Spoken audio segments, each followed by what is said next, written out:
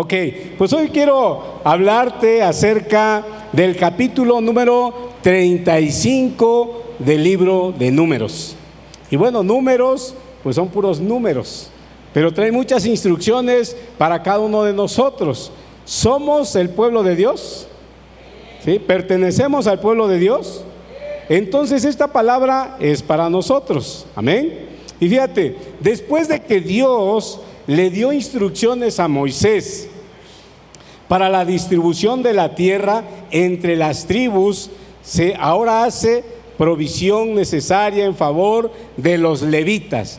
El pueblo de Leví era el único pueblo que no iba a recibir herencia, que no iba a recibir heredad, sino que de las mismas tribus, de las 12 tribus de Israel, le iban a dar a la tribu de Leví, a los sacerdotes. ¿Por qué? Porque la tribu de Leví era la tribu que se dedicaba a servir en el tabernáculo.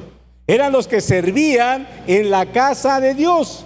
Y entonces ellos no tenían heredad. Dios así lo estipuló, ¿verdad? Las 12 tribus se iban a repartir toda la tierra que iba a estar para ellos. Pero a ellos no. Y dice la palabra en Números capítulo 35, verso del 1 al 8. Estas eran las ciudades para los levitas.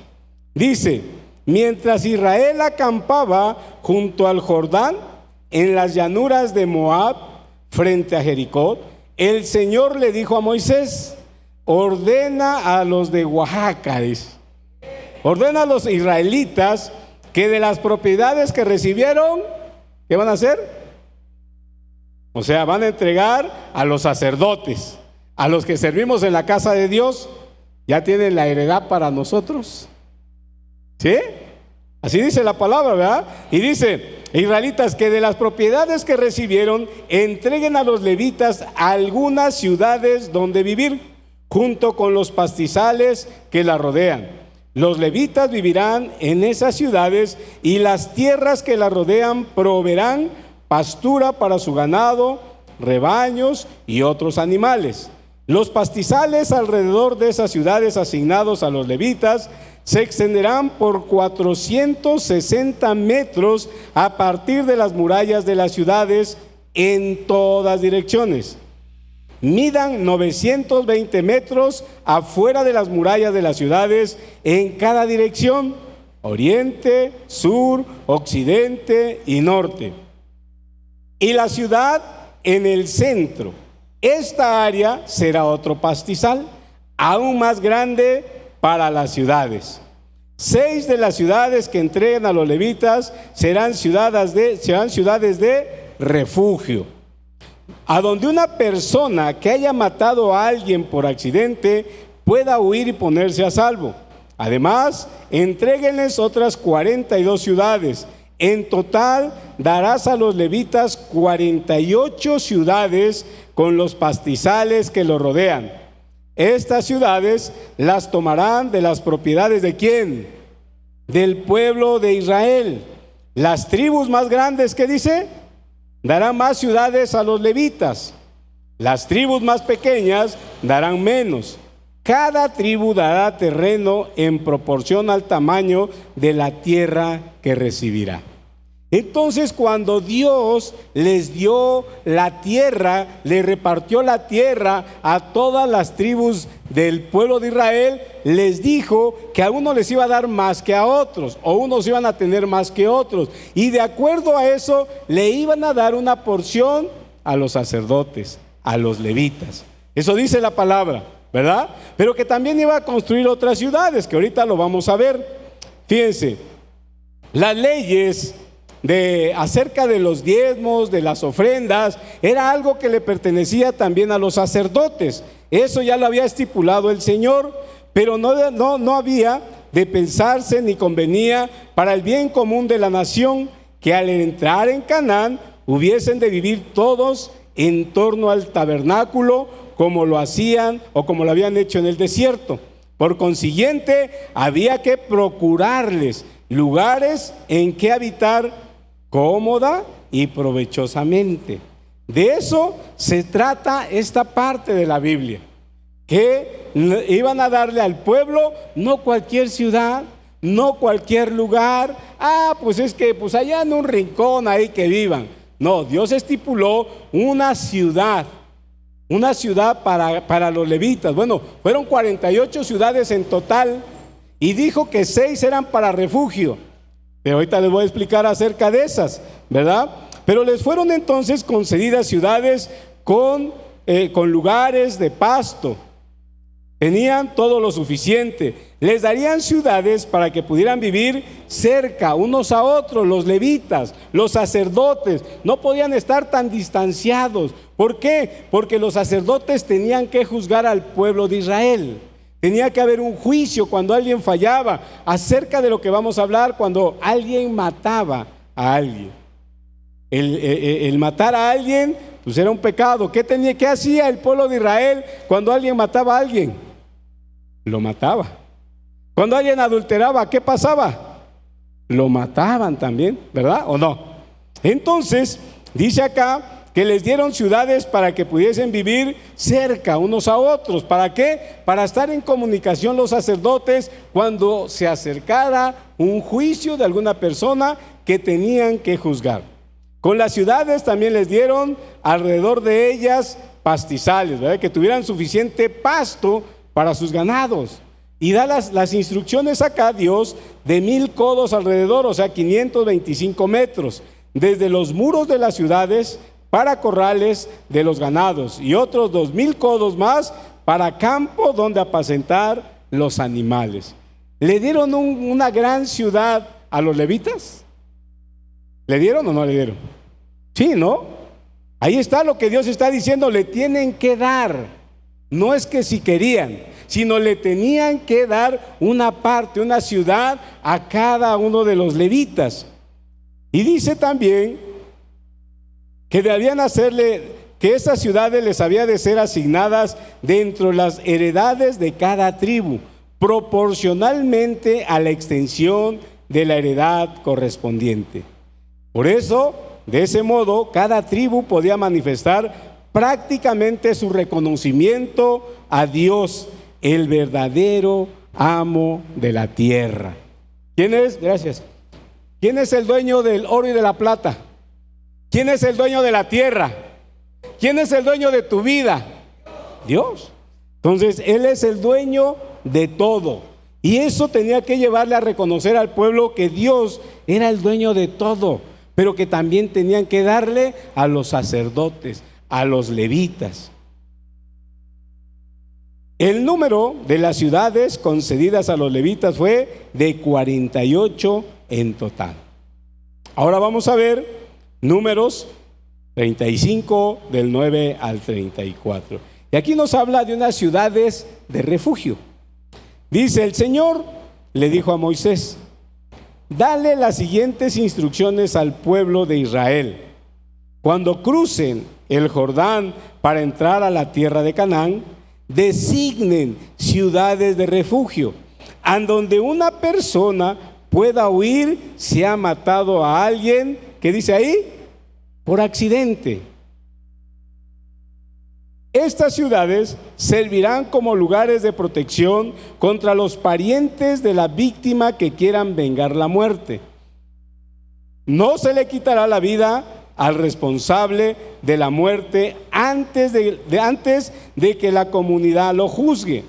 Designen 6 ciudades de refugio para ustedes mismos, 3 al oriente del río Jordán y 3 al occidente de la tierra de Canaán. Estas ciudades servirán para proteger a los israelitas, a los extranjeros que vivan entre ustedes y a los comerciantes ambulantes. Cualquiera que mate a alguien por accidente podrá huir allí para ponerse a salvo. Sin embargo, si alguien golpea y mata a otro con un objeto de hierro, comete homicidio, y el asesino debe ser ejecutado. Si alguien con una piedra en la mano golpea y mata a otro, comete homicidio, y el asesino debe ser ejecutado. Si alguien golpea y mata a otro con un objeto de madera, comete homicidio, y el asesino debe ser ejecutado. El pariente más cercano de la víctima es responsable de quitarle la vida al asesino. Cuando ellos se encuentren, el vengador debe quitarle la vida al asesino.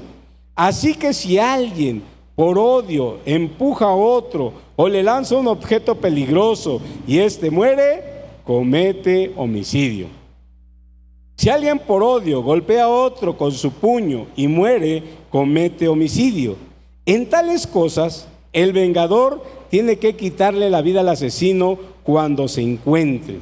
Ahora bien, supongamos que alguien empuja a otro sin enemistad previa, o lanza algo que sin intención golpea a otro, o por intención golpea a otro, o sin intención golpea a otro, o por accidente deja caer una piedra grande sobre alguien, y aunque no eran enemigos, la persona muere.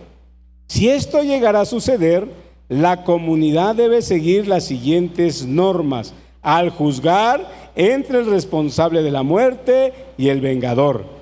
El pariente más cercano de la víctima, la comunidad debe proteger al responsable de la muerte del vengador y debe escoltarlo para que regrese a vivir en la ciudad de refugio a la que huyó. Ahí permanecerá hasta la muerte del sumo sacerdote que fue ungido con el aceite sagrado. Sin embargo, si el responsable de la muerte alguna vez sale de los límites de la ciudad de refugio y el vengador lo encuentra fuera de la ciudad y lo mata, su muerte no será considerada homicidio. El responsable de la muerte debió haber permanecido dentro de la ciudad de refugio hasta la muerte del sumo sacerdote. Pero después de la muerte del sumo sacerdote, el responsable de la muerte podrá volver a su propia tierra.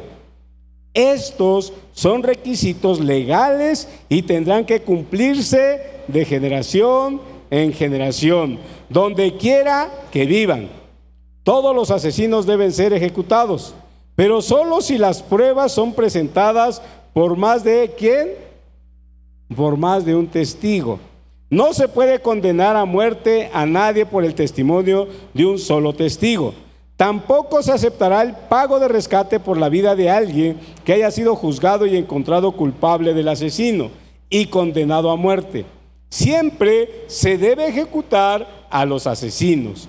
Nunca acepten el pago de rescate de alguien que haya huido a una ciudad de refugio, pues haría que el responsable de la muerte de alguien volviera a su tierra antes de la muerte del sumo sacerdote.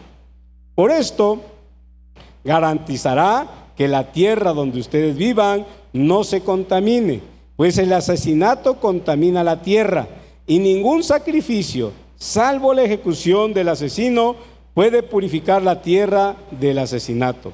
No deben manchar la tierra donde viven, porque yo mismo habito ahí. Yo soy el Señor que habito entre el pueblo de Israel. Fíjense, todas estas instrucciones le dio Dios al pueblo de Israel y les dijo que tenían que hacer ciudades de refugio. Yo al principio cuando leía todo esto decía, bueno, ¿ahora será que Dios va a encubrir al asesino? Pero no. La palabra de Dios dice que ojo por ojo, ¿no se la saben? ¿Y qué? Y diente por diente, ¿verdad? Así era la ley. Y la persona que cometía algo tenía que morir.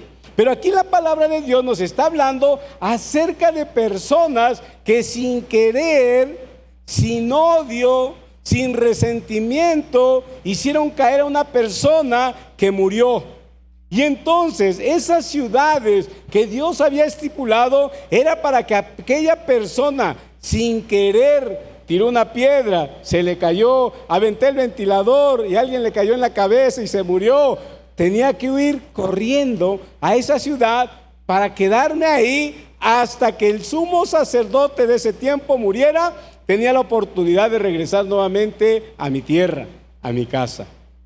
¿Cuántos de ustedes han escuchado tal vez en las noticias o en el periódico y han visto que los asesinos huyen, se van, se esconden? Porque ellos se van y se esconden. ¿verdad? Pero aquí Dios estaba hablando de esas ciudades para que corriera aquella persona que sin querer mató, sin querer cometió algo indebido y podía refugiarse así. Lo establecía o lo estableció Dios en su palabra.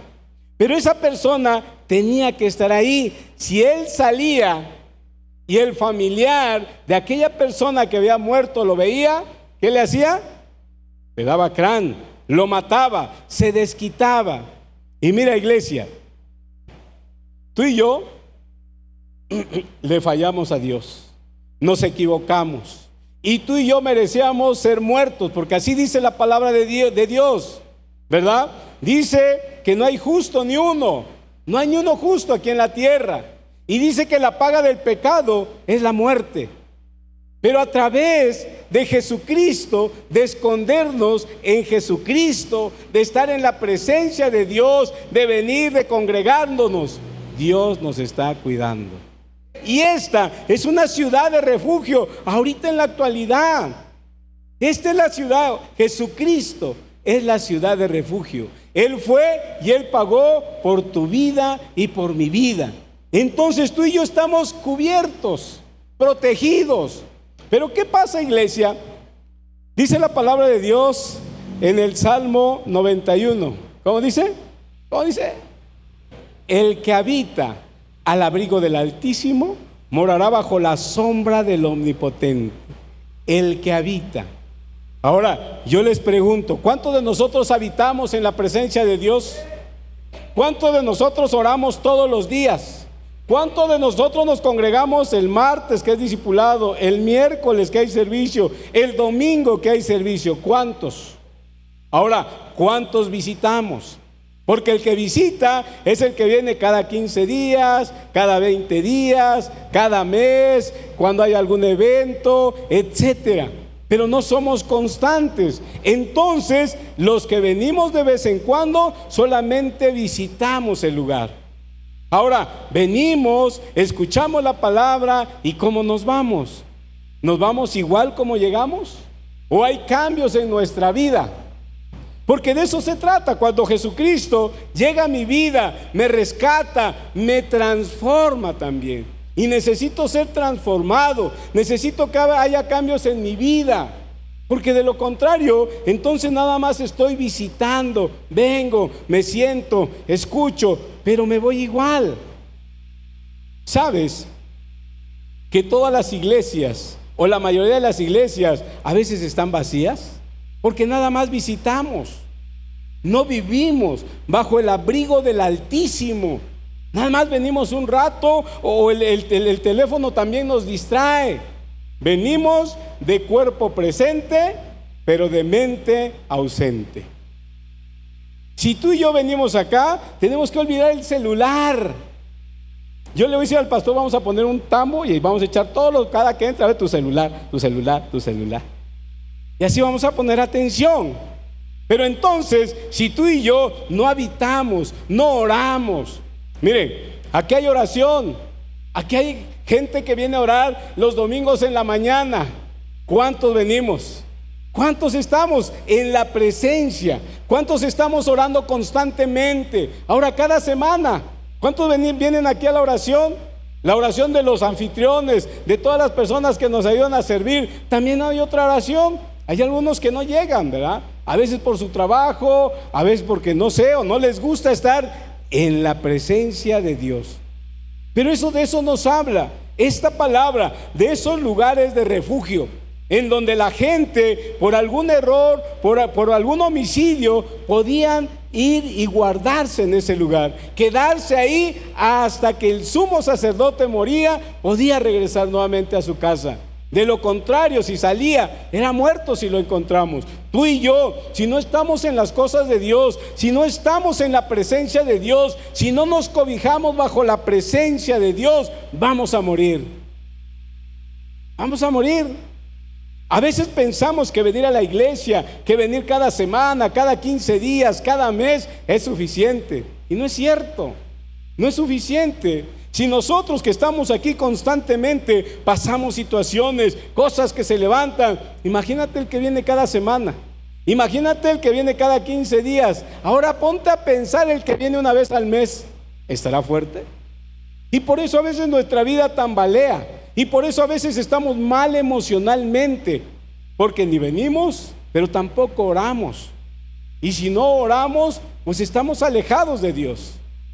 Nos alejamos. Entonces, ¿en qué lugar nos vamos a refugiar si no es solamente la palabra de Dios? Si no es solamente congregándonos, viniendo, escuchando la palabra de Dios. Pero si tú y yo no la ponemos por obra, de nada va a servir también. Venimos a la iglesia, nos sentamos, escuchamos, pero si no hay cambios en mi vida, no va a pasar nada en nuestra vida. Vamos a seguir igual o probablemente peor, porque ahora conocemos de la palabra de Dios, pero no hacemos la palabra de Dios. Todo homicida voluntario había de ser castigado con la muerte, y en este caso no había santuario que sirviese de refugio, ni se había de admitir rescate ni inmutación de la pena donde se ha perpetrado un daño voluntario. Hay que hacer restitución, y puesto que el homicida no puede restituir la vida que alevosamente quitó, debe pagar con su propia vida, no para satisfacer a los males del prójimo, ni al espíritu de la persona asesinada, sino para satisfacer a la ley y a la justicia pública, y para que todos los demás que se sientan tentados a cometer homicidio, tomen aviso y escarmienten en cabeza ajena. No solo la persecución del criminal, sino también su ejecución quedaban encomendadas al pariente más próximo de la víctima, quien de la misma manera que debía ser el redentor de la hacienda de su pariente si llegaba a estar hipotecada, también había de ser el vengador de la sangre de su pariente. Pero si el homicida o el homicidio no había sido voluntario, sino que había sido cometido sin intención de perpetrarlo, casualmente, sin acechanza, sin verlo, ni ser su enemigo, en este caso había ciertas ciudades de refugio a las que podía llegar el homicida involuntario. Las leyes modernas suelen condenar al infractor involuntario al pago de cierta cantidad por supuesta imprudencia, pero no incurre en las penas fijadas contra los homicidas voluntarios. Eso. Ahora, ¿qué si alguien mataba involuntariamente a otra persona? Estaba seguro en esas ciudades y bajo la protección de la ley hasta que se hubiera celebrado el juicio delante de la congregación, es decir, delante de los jueces en audiencia pública. Tenían que juzgar su caso para ver si era libre o era asesino o era homicida, y tenía que o se salvaba en ese juicio o moría. En Éxodo, versículo 21, 14 al 15, dice la palabra: sin embargo, si alguien mata a otra persona a propósito, tendrán que agarrar al responsable, aunque esté frente a mi altar, y matarlo. Cualquiera que golpee a su padre o a su madre, ¿qué dice ahí? Era ejecutado, ¿verdad? Lo mismo era el ofender, el golpear al padre o a la madre. Pero si se hallaba que había ocurrido por error o accidente y que se había hecho sin intención de hacerle daño a la víctima o a cualquier otra persona, entonces el homicida podía continuar a salvo en la ciudad de refugio, y el vengador de la sangre no tenía ningún derecho a meterse con él. Ahí debía permanecer exiliado de su casa, de su familia, de todo lo que quería. Mediante la preservación de la vida del homicida involuntario, Dios nos quería enseñar que los hombres no deben sufrir por lo que es más bien una desdicha que un crimen. Mediante el exilio del mismo fuera de su ciudad y su confinamiento en la ciudad de refugio, Dios quería enseñarnos a concebir un santo horror a los crímenes de sangre y a estimar debidamente la vida propia y ajena. Estas ciudades de refugio tenían para nosotros un sentido altamente simbólico, y a ellas aparece eludir el apóstol Pablo cuando habla de ser encontrado en Cristo. En Filipenses 3:9 dice la palabra: y llegar a ser uno con Él. Ya no me apoyo en mi propia justicia por medio de obedecer la ley. Más bien, llego a ser justo por medio de la fe en Cristo. Pues la forma en que Dios nos hace justos delante de Él se basa en la fe. Y dice Hebreos 6:18: así que Dios ha hecho ambas cosas, la promesa y el juramento. Estas dos cosas no pueden cambiar, porque es imposible que Dios mienta. Por lo tanto, los que hemos acudido a Él en busca de refugio, podemos estar bien confiados, aferrándonos a la esperanza que está delante de nosotros. Había varias ciudades de refugio y estaban ubicadas de tal forma en que en distintas partes del país, que al homicida, fuese cualquiera que fuese el lugar donde se hallase, pudiese en pocas horas llegar a esas ciudades, ser salvo. Cometió un homicidio accidental, podía correr, podía huir, podía refugiarse. Yo venía de cosas muy malas, que cometí errores, muchas cosas, pero encontré el refugio en Comunidad Oaxaca. Encontré esta ciudad de refugio, y mi refugio está en Cristo Jesús. Él es el único que me ha perdonado de mis errores. Toda justicia, todo pecado ha sido justificado por el sacrificio que Él hizo en la cruz del Calvario. Tú y yo, no sé qué pudiste haber cometido, pero tú sabías que una persona, aún cometiendo un homicidio culposo, él, si se llega a arrepentir de todo corazón, Dios lo perdona. Aún en el último momento de su vida, si él dice: ¿sabes qué? Fallé, me equivoqué, perdóname, Dios. Porque aquí nos habla de un arrepentimiento también.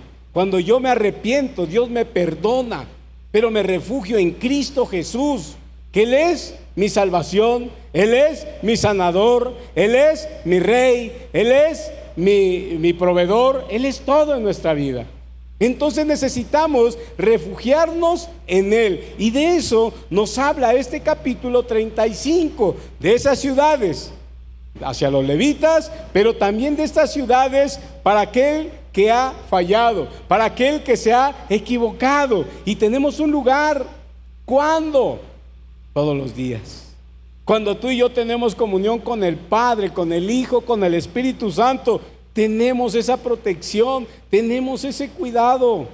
Pero imagínate, si tú no oras, si tú no lees, si tú no vienes, ¿estarás habitando bajo el abrigo del Altísimo? ¿Estarás bajo la protección de Dios? No, no lo creo. Y podemos decir: pero soy cristiano, voy a la iglesia. ¿Cada cuándo vas? Pues de vez en cuando. Yo me acuerdo cuando yo estaba en la iglesia tradicional, a mí una monjita me dijo: hijo, ¿tú vas a misa? Le dije: sí, madre. ¿Y cada cuándo vas? Cada mes. Y que me regaña. ¿Qué no sabes que tienes que ir por lo menos cada 8 días? Dije: esta madrecita, porque no tiene nada que hacer. Ya, pero yo sí, tenía que jugar fútbol, tenía que ver fútbol y tenía que soñar fútbol, entonces no tenía tiempo. Pero hoy he entendido la palabra de Dios, qué tan importante es estar viviendo todos los días en la presencia de Dios. Por eso también los antiguos siervos de Dios siempre decían: en cuya presencia estoy, porque vivían bajo el abrigo del Altísimo, oraban todos los días. Y el mayor ejemplo en la actualidad es Jesucristo. Él, siendo el Hijo de Dios, todos los días buscaba tener comunión con el Padre. Lo dice la Biblia. Entonces tú y yo, ¿por qué a veces no lo hacemos? Tal vez nos da flojera, tal vez nos da sueño. Hay unos que vienen aquí a la iglesia y se duermen bien rico. Yo creo que por el aire, ¿no? Les da tan rico el aire que se duermen. Otros que porque tienen mucho calor también se duermen. Si hace frío, se duermen. Si hace calor, se duermen. Vamos a aventar agua para que despierten, ¿no? Entonces, qué importante es que tú y yo vengamos, pongamos atención, pero cambiemos. Necesitamos ser transformados por Cristo. Ahora Cristo ya está en nuestra vida, ya vino, ya nos salvó. Él ya fue a la cruz del Calvario. Él ya pagó el precio. Él ya hizo todo, todo. Porque merecía yo morir. Yo necesitaba ser muerto. La paga del pecado es muerte. Pero para eso vino Jesús, para salvarnos. Y encontramos un refugio.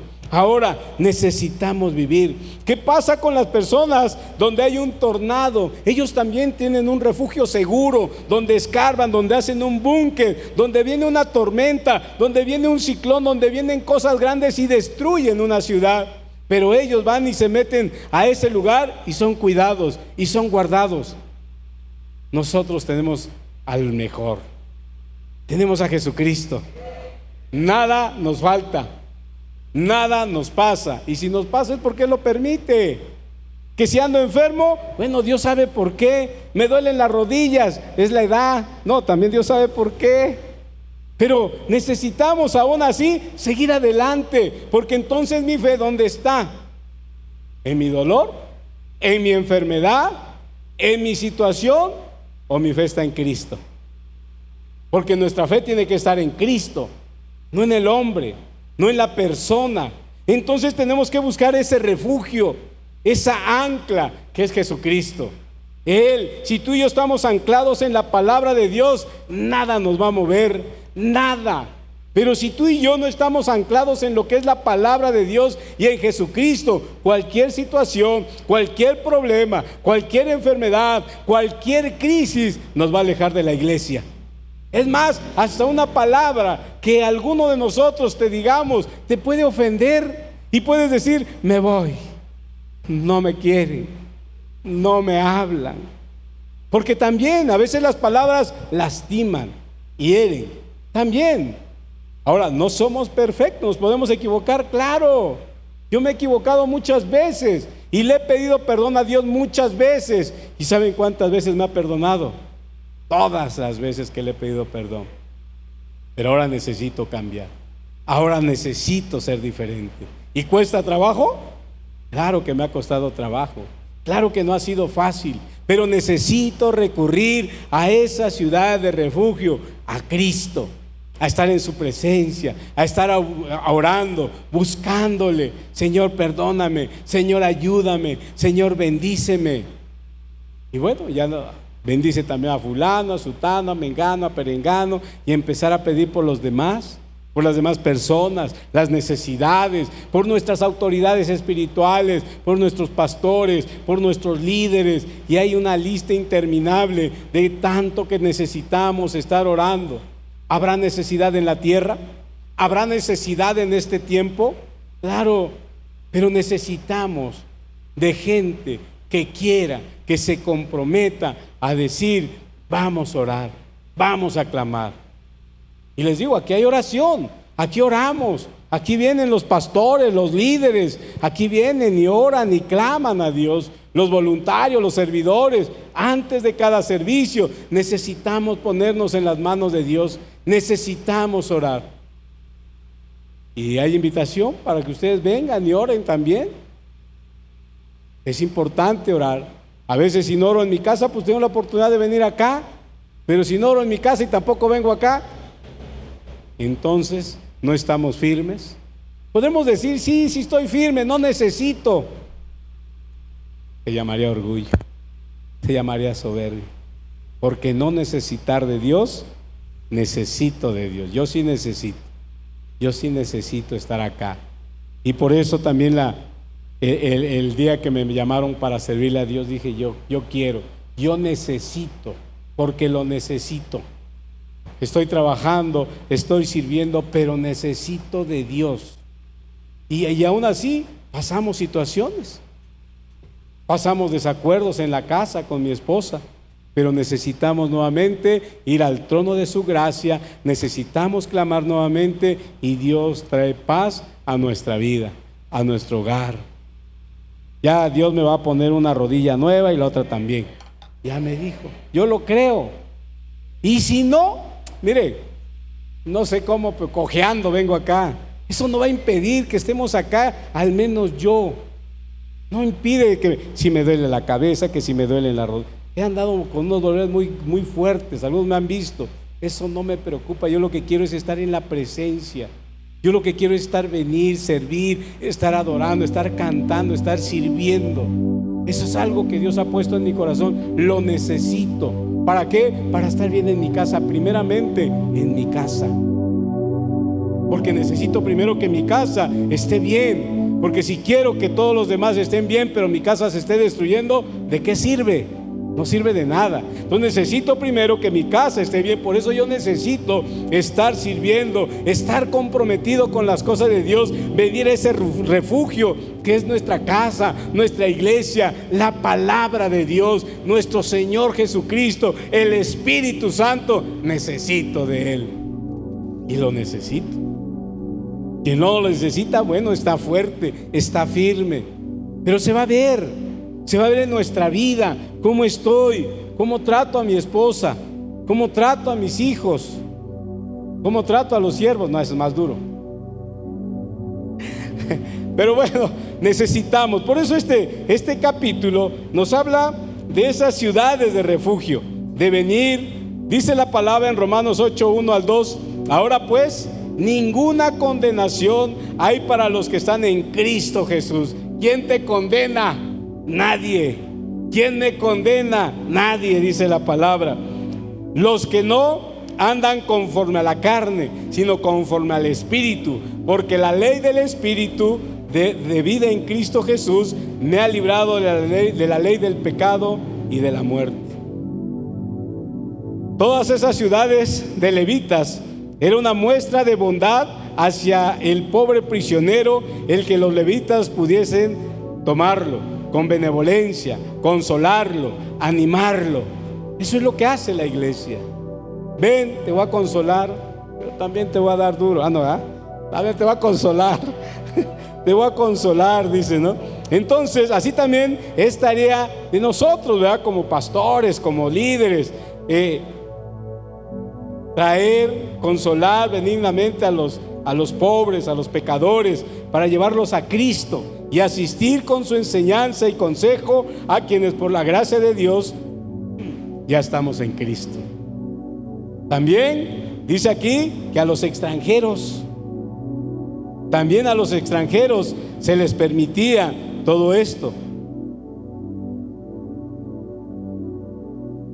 Dice Romanos 1:16: pues no me avergüenzo de la buena noticia acerca de Cristo, porque es poder de Dios en acción para salvar a todos los que creen, a los judíos primero y también a los gentiles. También al extranjero. En ese tiempo Dios le daba la oportunidad de refugiarse en esas ciudades de refugio. A los comerciantes que llegaban al pueblo de Israel también tenían esa oportunidad. Tú y yo tenemos la mayor oportunidad porque Cristo ya pagó por nosotros. Cristo ya fue a la cruz del Calvario. Incluso dice aquí que las ciudades de refugio ofrecían al ofensor involuntario suficiente seguridad. Así también incluso en la orilla del manto de Jesús había suficiente virtud para curar, para sanar, para salvar a los pobres. Por eso, iglesia, en este capítulo 35 de Números trata principalmente sobre las ciudades de refugio y las leyes relacionadas con el homicidio. Se establecen 6 ciudades de refugio en la tierra de Canaán, 3 a cada lado del río Jordán, donde aquellos que habían matado a alguien sin intención podían huir para protegerse del vengador de la sangre. En este capítulo también enfatiza la importancia de la justicia y la santidad de la tierra, estableciendo que el asesinato contamina la tierra y solo puede ser purificada por la sangre del asesino.